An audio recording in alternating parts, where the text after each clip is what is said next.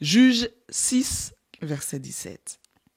Gédéon lui dit, « Si j'ai trouvé grâce à tes yeux, donne-moi un signe pour montrer que c'est toi qui me parles. »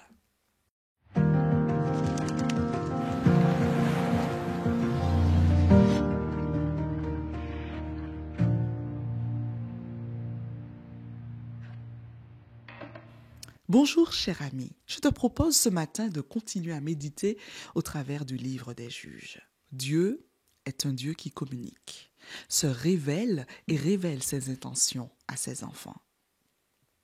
Son désir est de les conduire dans plus d'intimité, plus de connaissance de sa personne et de son dessein pour l'homme.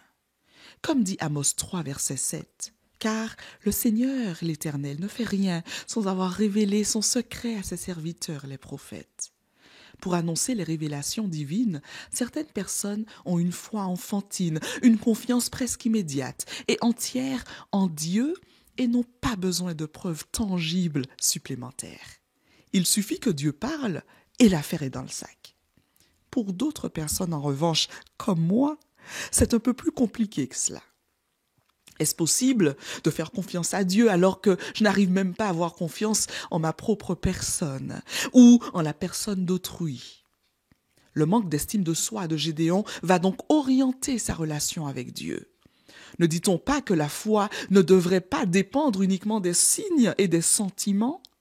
Toutefois, plutôt que de lui faire des reproches sur son immaturité spirituelle, le Seigneur s'exécute. Un signe après l'autre, il lui offre des marques et des manifestations de sa capacité surnaturelle à l'accompagner.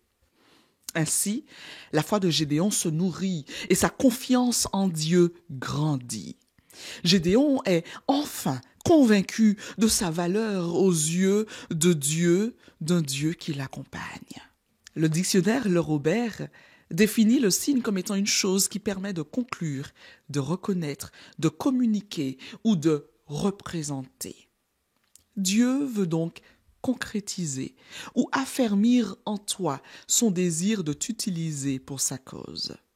Si tu fais preuve d'hésitation ou si tu as des problèmes de confiance en soi, sois audacieux comme Gédéon et demande à Dieu un signe, demande-lui des garanties. Il l'a fait pour Gédéon et moi, et je suis sûre qu'il ne te le refusera pas.